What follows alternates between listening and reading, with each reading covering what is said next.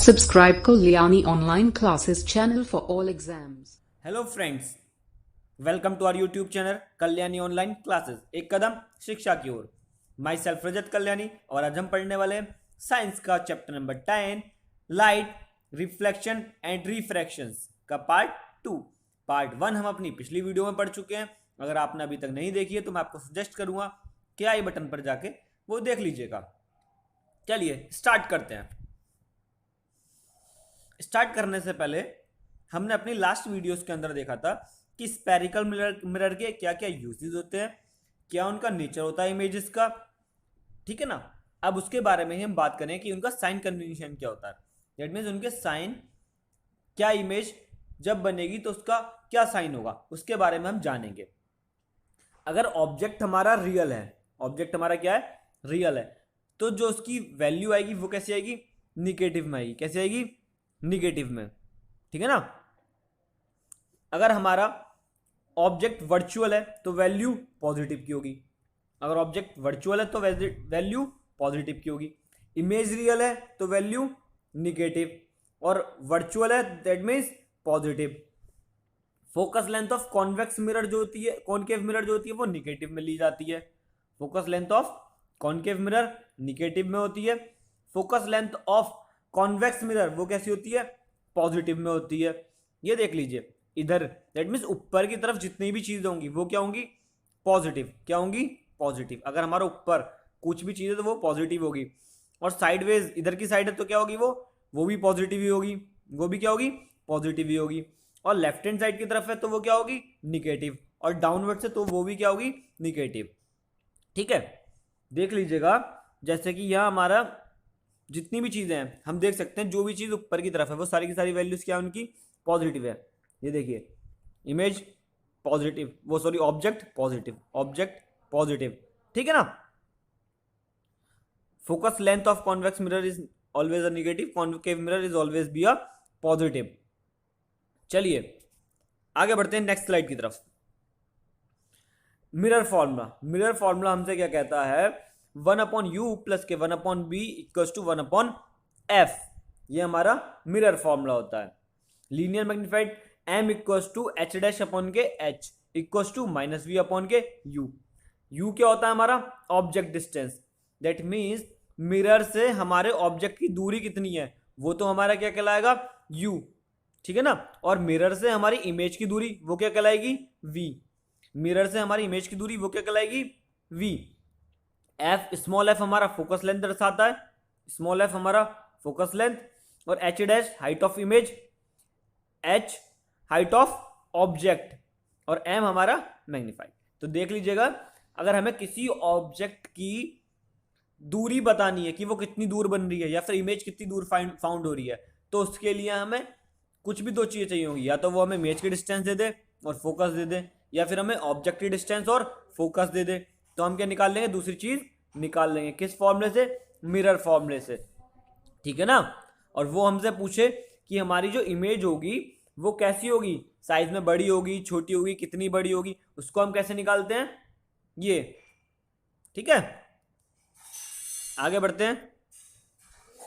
What is refraction, refraction of light. देखिए हमने reflection में क्या, रिफ्लेक्शन के अंदर हमने क्या पढ़ा था, रिफ्लेक्शन के अंदर हमने पढ़ा था कि कोई एक लाइट रे आई और वो बाउंस बैक हो गई। क्या हो गई, बाउंस बैक हो गई। दैट मीन्स कोई लाइट रे आई और वो किसी चीज से टकरा के वापस चली गई। ये तो हमारा रिफ्लेक्शन होता है। क्या होता है, रिफ्लेक्शन। वहीं पर अगर हम रिफ्रैक्शन की बात करें तो रिफ्रैक्शन क्या होता है, रिफ्रैक्शन तब होता है जब कोई एक लाइट रे आए और वो दूसरी लाइट रे से बेंड हो जाए। क्या हो जाए, बेंड हो जाए, ठीक है ना। बेंड मतलब दैट मीन्स मुड़ जाए, वो रिफ्लेक्ट ना हो, पढ़ के टकरा के वापस ना जाए, बट वो क्या हो जाए, रिफ्लेक्ट हो जाए, मतलब अपनी जगह से अपना पाथ जो है वो डाइवर्ट कर दे। उसको क्या बोलते हैं, रिफ्रैक्शन। पढ़ लेते हैं। Refraction of light is a phenomena in which ray of light bend from its path at the surface of separation of two mediums when it's travel from one medium to another medium. That means जब कोई एक light रे एक medium से आते हुए दूसरे medium में जाए और तब वो अपने पाथ को चेंज कर ले, अपने रास्ते को बदल ले, उसको हम क्या बोलते हैं, रिफ्रैक्शन ऑफ लाइट बोलते हैं। देखिए हमने रिफ्लेक्शन में के अंदर क्या पढ़ा था, इंसिडेंट रे, रिफ्लेक्टेड रे। उसी तरीके से यहाँ होता है इंसिडेंट रे जो आ रही है और रिफ्रैक्टेड रे जो वापस जा रही है। यहाँ हमने पढ़ा था आई एंगल ऑफ इंसिडेंट और आर एंगल ऑफ रिफ्लेक्शन। उसी तरीके से आई एंगल ऑफ इंसिडेंट और R angle of reflection refraction. ठीक है ना, समझ में आ रहा है? देखिए refraction is due to change of speed of light as enter from one transparent medium to another.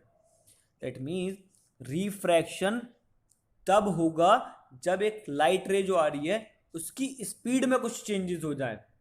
मतलब कोई लाइट रे तेज आ रही है और फिर वो उसकी स्पीड कम हो जाएगी तो उसकी जो डायरेक्शन होगी वो क्या हो जाएगी, चेंज हो जाएगी। दैट मीन्स क्या हो जाएगा, रिफ्रैक्शन हो जाएगा। आगे बढ़ते हैं। Light ray transfer rare medium to denser medium.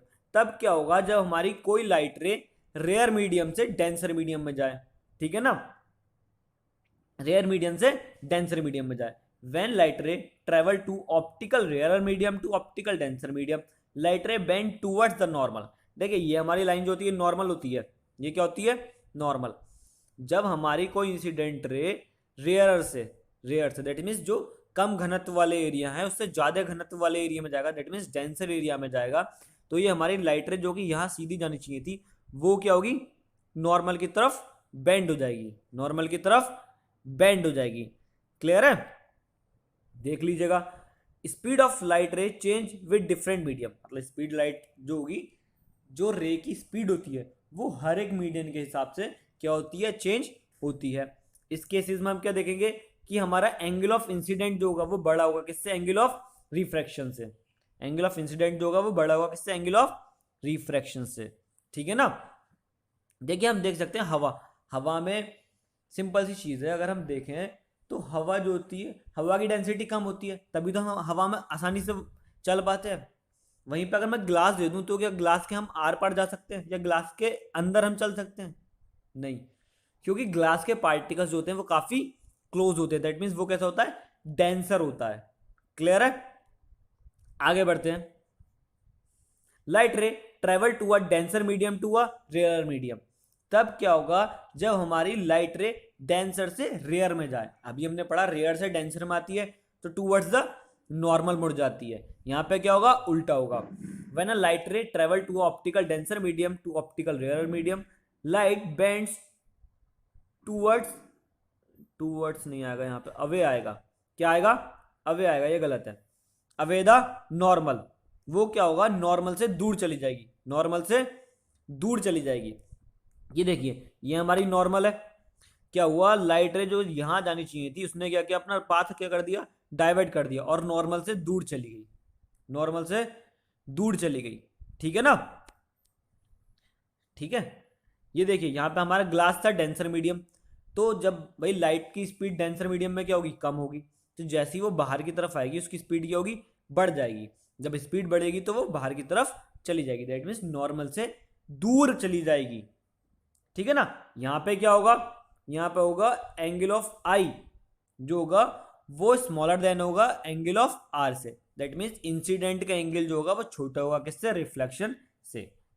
ठीक है, आगे बढ़ते हैं। Laws of refraction. रिफ्रैक्शन के नियम क्या होते हैं, हमने रिफ्लेक्शन के भी दो नियम पढ़े थे, उसी तरीके से रिफ्रैक्शन के भी दो लॉ होते हैं, दो लॉ होते हैं। चलिए क्या कहता है हमसे लॉ, कि the incident ray, the refracted ray and the normal to the interface of a two medium at a point of incident all lie in the same plane. That means incident ray, refracted ray, normal ray सारी की सारी एक point पे add मिलती हैं, all lie in a same plane, सारी की सारी एक सेम प्लेन पर मिलती हैं। दूसरा नियम क्या बोलता है, द रेशो, ये एन हटा लीजिएगा, the ratio of a sine of angle of incidence to the same of a angle of reflection is constant. That means sine I upon के साइन आर जो होगा वो हमारी क्या होगी, कांस्टेंट वैल्यू होगी।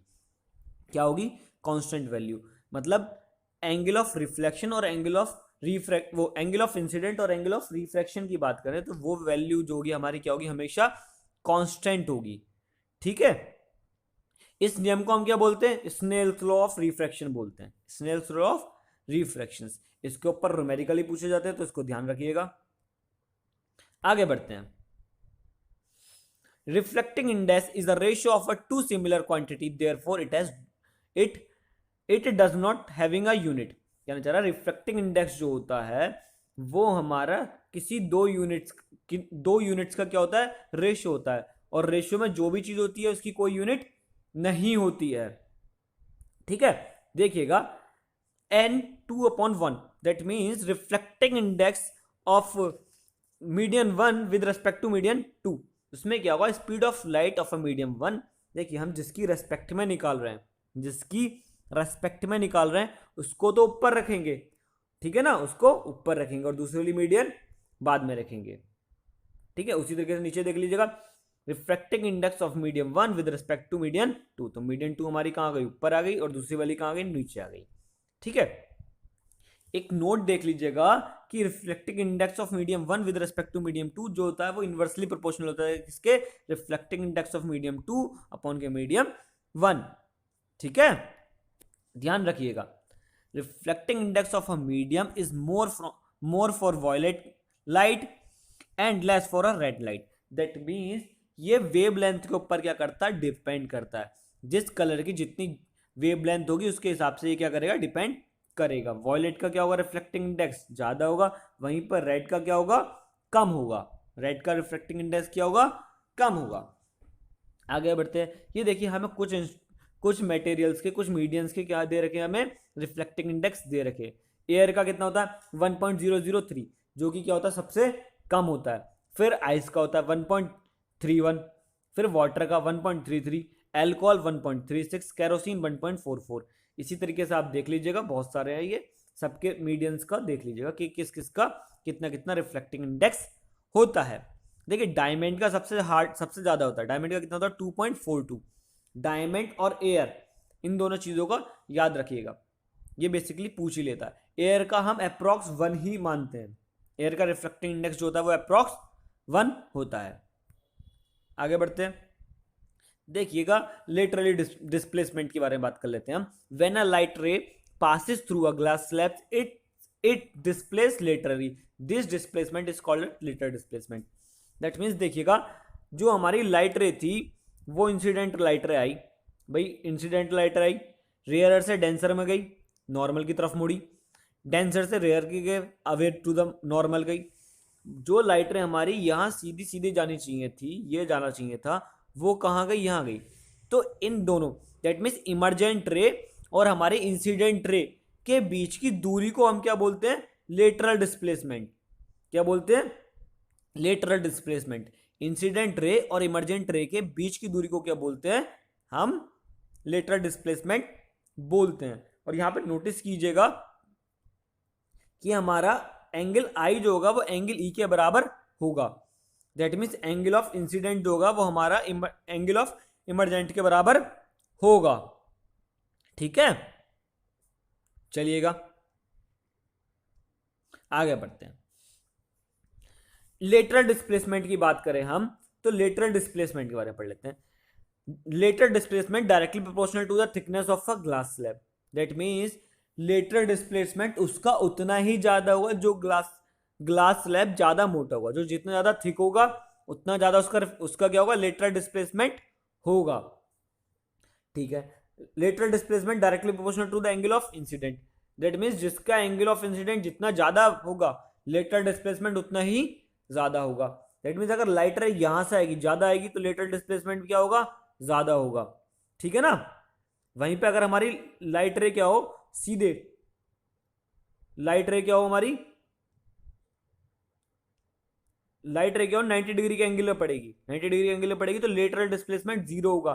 ये बात ध्यान दीजिएगा, अगर लाइट रे हमारी 90 डिग्री पे आ रही है, 90 डिग्री पे आ रही है तो हमारा लेटरल डिस्प्लेसमेंट क्या होगा, 0 होगा। Is that clear? ठीक है ना, दैट मीन्स एंगल के ऊपर जितनी ज्यादा एंगल ऑफ इंसिडेंट होगा उतना ही ज्यादा लेटरल डिस्प्लेसमेंट होगा। ठीक है, directly proportional to the reflecting index of a glass. That means lateral displacement उतना, जिसका रिफ्लेक्टिंग इंडेक्स जितना ज्यादा उसका लेटरल डिस्प्लेसमेंट उतना ज्यादा होगा। दैट मीन्स जितना ज्यादा रिफ्लेक्टिंग इंडेक्स उतना ज्यादा lateral displacement. Lateral displacement inversely proportional होता है। इनवर्सली का मतलब क्या हो गया, अगर वेवलेंथ किसी की क्या होगी, ज्यादा होगी, वेवलेंथ किसी इंसिडेंट रे की क्या होगी, ज्यादा होगी, तो हमारा लेटरल डिस्प्लेसमेंट क्या होगा, कम होगा। लेटरल डिस्प्लेसमेंट उतना ही कम होगा। जितनी ज्यादा वेवलेंथ लेटरल डिस्प्लेसमेंट उतना कम, जितनी कम वेवलेंथ लेटरल डिस्प्लेसमेंट उतना ज्यादा। ठीक है, ध्यान रखिएगा। अगर आपको हमारी वीडियो अच्छी लगी हो तो लाइक कीजिए, हमारे चैनल को सब्सक्राइब कीजिए। Thank you for watching.